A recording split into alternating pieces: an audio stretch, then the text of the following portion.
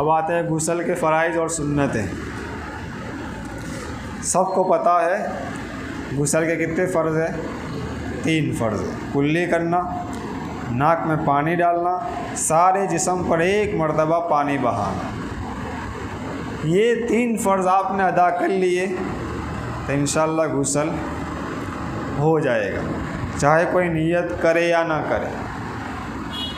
समझ में आई बात?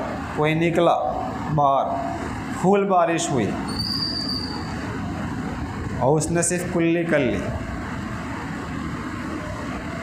उसने सिर्फ कुल्ली कर ली और नाक में पानी डाल लिया तो उसका गुस्ल हो गया।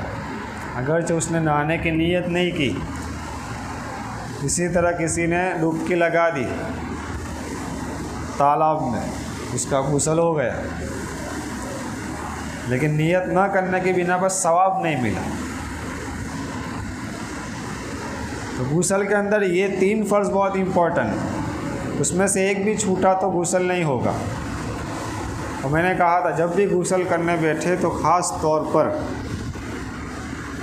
सुन्नत तरीके से गुस्ल करें कि सबसे पहले दोनों इस्तिंजा कर ले, छोटा भी और बड़ा भी। उसके बाद अगर जनाबत वाला गुस्ल है तो जहाँ जहाँ मनी या जो भी गंदगी लगी है उसको धो डाल।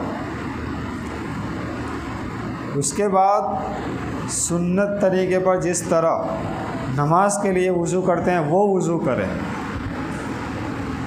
जब ये काम हो जाए उसके बाद गुस्ल स्टार्ट होगा। सुन्नत तरीका ये है गुस्ल का। वरना आपका जनाबत वाला गुस्ल है, आपने नापाकी कोई साफ़ नहीं किया, सीधा सर पे पानी डालना शुरू कर दिया, वो नापाकी जिस हिस्से पर लगी थी उस हिस्से पर तो रही, अब कहाँ कहाँ फैल गई? पूरे जिस्म पर आपके ऊपर फैल गई, पूरे आपके जिस्म पर फैल गई। वो उस नापाकी के छींटे अगर बिल्कुल रूम के अंदर बाथरूम बना हुआ है तो वो छींटे रूम में भी आए, और नहा के आप निकले और वहीं पर पैर पड़े आपके, और फिर वही पैर लेकर आप पूरे घर में चले, आपको पता भी नहीं है मेरा पूरा घर नापाक हो चुका है। इसलिए जनाबत वाले गुस्ल में बहुत एहतियात करें, सबसे पहले नापाकी को दूर कर दें।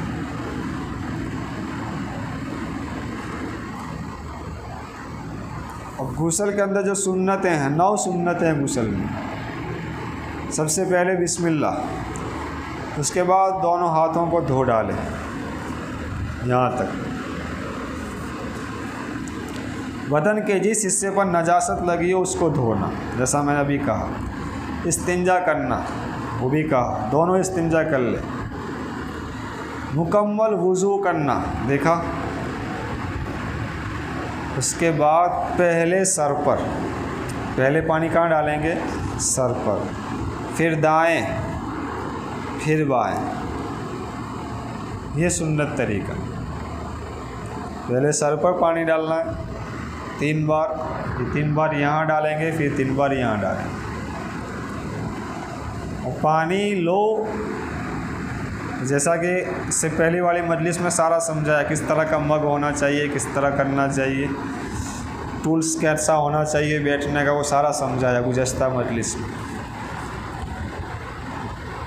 तो पानी एक बार में मत डाल दें, थोड़ा थोड़ा डालें ताकि एक ही चंबू में आपका पूरा सर भीग जाए।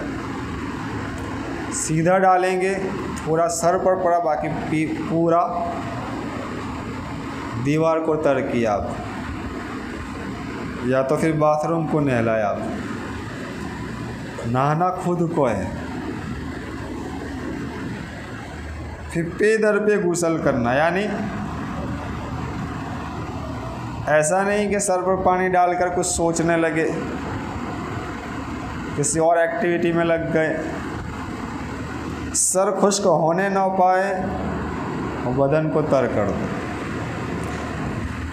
जिस्म नहा कर इस हाल में आप निकलें कि पूरा जिस्म आपका तर हो, ऐसा नहीं कि कोई हिस्सा सूख गया हो। इसको कहेंगे पैदर पे। जिस्म को मल कर धोना, ये सुन्नत। जिस्म को मल कर धोना, इसलिए मैं कहा करता हूँ खाते वक्त जो हाथ धोते हैं, हम सिर्फ हाथ को भिगो देते हैं। हालांकि नबी ने कहा है हाथ को धोना, धोने में मल ना पाया जाता है। धोना उसको कहेंगे जब मल कर हाथ पर पानी डाला जाए, उसको कहते हैं धोना।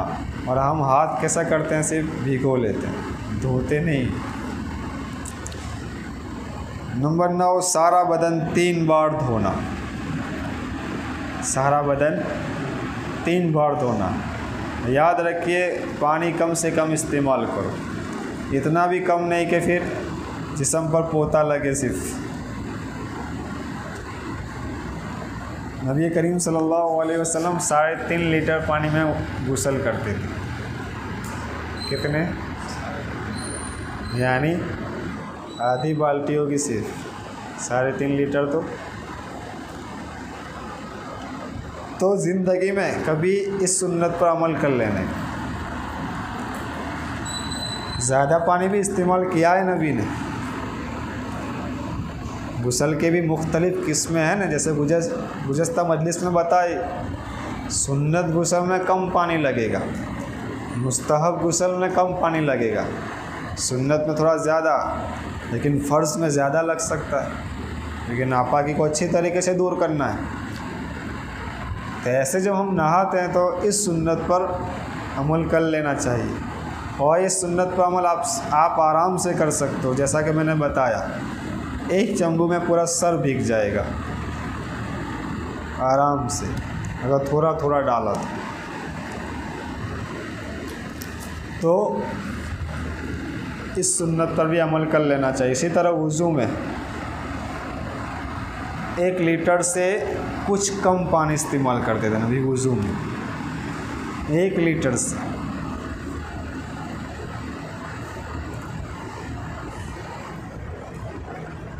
इसी तरह कोई शावर में नहा रहा है, फुवारे में,